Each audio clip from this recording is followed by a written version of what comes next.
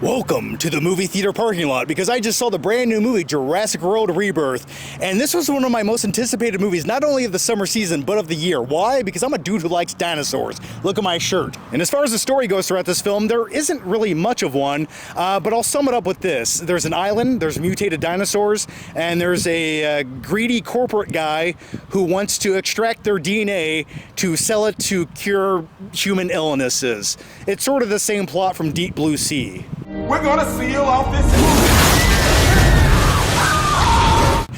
As far as this movie goes, if you want to watch a slightly forgettable action movie with CGI dinosaurs and you can just eat some popcorn and turn off your brain for 2 hours and then instantly forget about the movie that you just watched the next day, well, Jurassic World Rebirth will probably do that for you. But as someone who is really looking forward to this movie and wants to see this franchise succeed and go back to what made it so great and magical with that original film from 1993, where it had charismatic characters that were compelling, I understand that we probably won't ever capture that same magic again, and I'm okay with that. I just want a competent sequel in this franchise. And I will say this movie is by far and away way more entertaining than the last few entries in this franchise. At least it doesn't focus on a subplot of a giant locust. It doesn't waste nostalgic characters coming back with nothing to do. And the movie before that took place in an old man's basement where they auction off dinosaurs.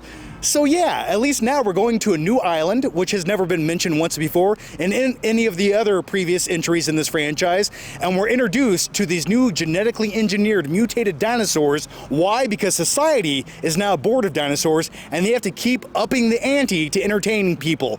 There's one scene in this film that takes place in a city, and there's a traffic jam because of a dinosaur that gets stuck under a stoplight, and everyone just could care less about the dinosaur. They're like, get that thing out of here, I'm trying to get to work.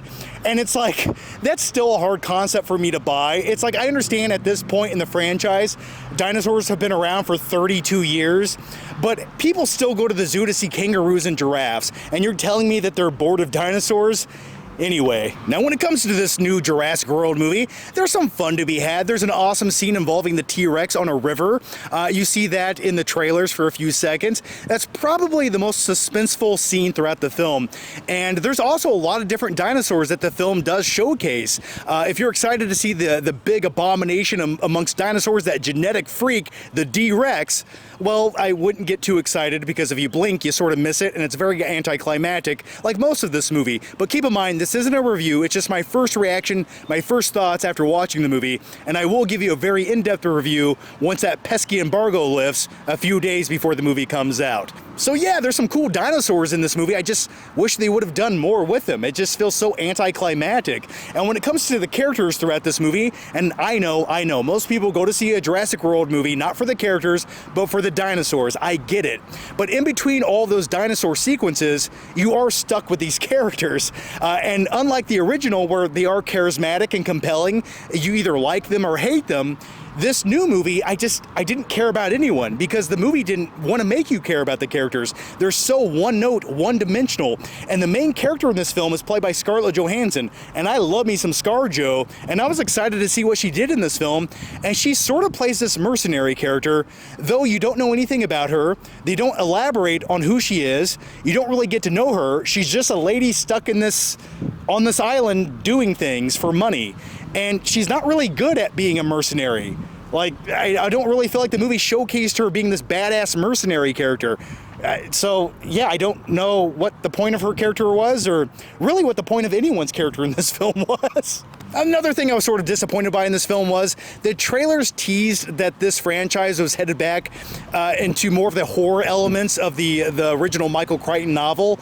And yeah, it doesn't ever quite get there. And I wish it would have. It feels like it pulls a lot of punches. So if you were hoping this would be an epic installment in the Jurassic World franchise that might just recapture some of that magic of the original film, I wouldn't get your hopes up too high. But if you just want a mildly entertaining film that's instantly forgettable with giant CGI dinosaurs that you can watch on the big screen for 2 hours and shut off your brain and eat some popcorn, this this is that movie, but for me, it's sort of a letdown when it comes to the Jurassic Park / Jurassic World franchise. Yeah, the best way to summarize this movie is it sort of reminded me of Jurassic Park 3, but at least that movie had some nostalgic characters driving it. This just feels like a modern day interpretation of that, but with characters that you don't care about. Yeah, I'm gonna go with that for now.